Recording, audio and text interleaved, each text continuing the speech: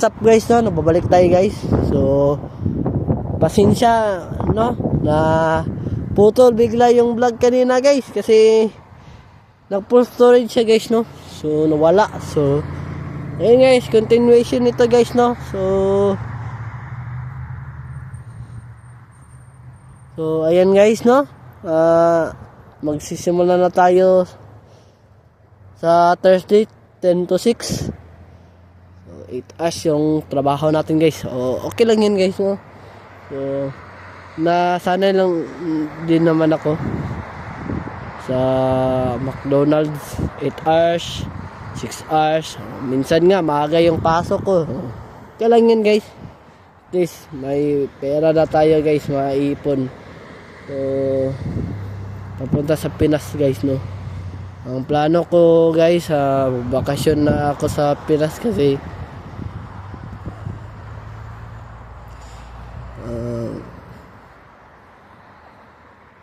gusto ko maglibot doon guys sa Cagayan de Oro guys, no? So, nababagot na ako dito sa Canada guys. Boring kasi dito guys. Nakalaro na ako ng basketball guys. Puro Pinoy sila guys. Pinoy sila lahat. So, ayun guys, no? Sa game time yan guys. Sa game time yan. So,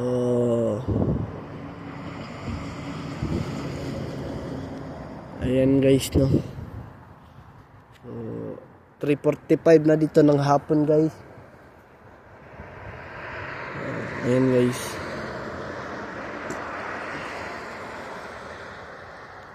So, marami kasi sabi guys, no, na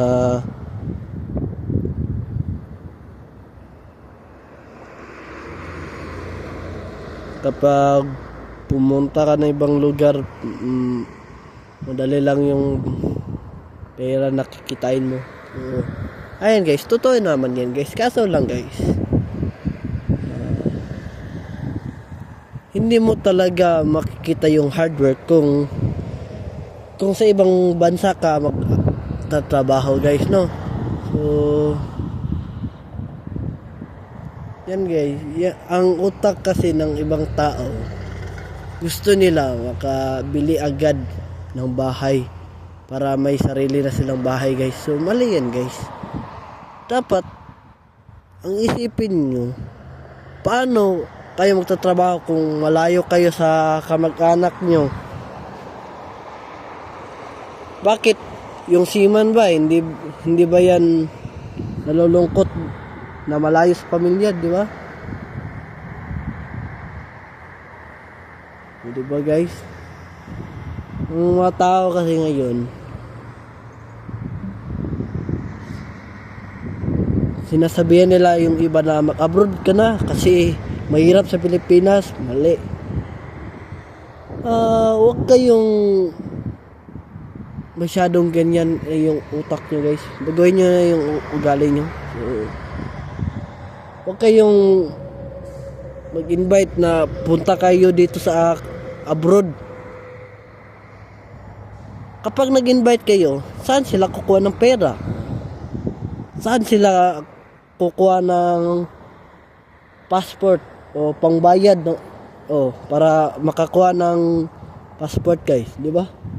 So, hindi kasi nila inisip guys. Madali lang daw yung pera dito. Oo nga, madali nga, pero yung taong sinabihan mo na kailangan mag-abroad, walang kamag-anak sa ibang bansa, no? Ako nga guys, gusto ko nga umuwi sa Pilipinas guys, no? Hindi na ako babalik dito guys. Baka next year guys, pag umuwi ako sa Pilipinas guys, hindi na talaga ako babalik dito guys. Wala na nga atrasan ito guys. Pag May guys, hindi na ako babalik dito guys. So doon na tayo sa Pilipinas. Magtitinda na lang ako guys, or tatayo na lang ako ng maliit na tindahan lang guys. Or okay lang yung maliit, or kahit malaki, basta tindahan. Kahit saan, malalaki or maliit ba na tindahan yung tatayuan ko, okay lang yan guys. So, problema kasi guys, yung kamag-anak ko guys, nagsasabi sila na wag ka dito sa Pilipinas, mahirap daw. Diba? Sinabi pa nga nila noon na okay lang mahirap tayo, at least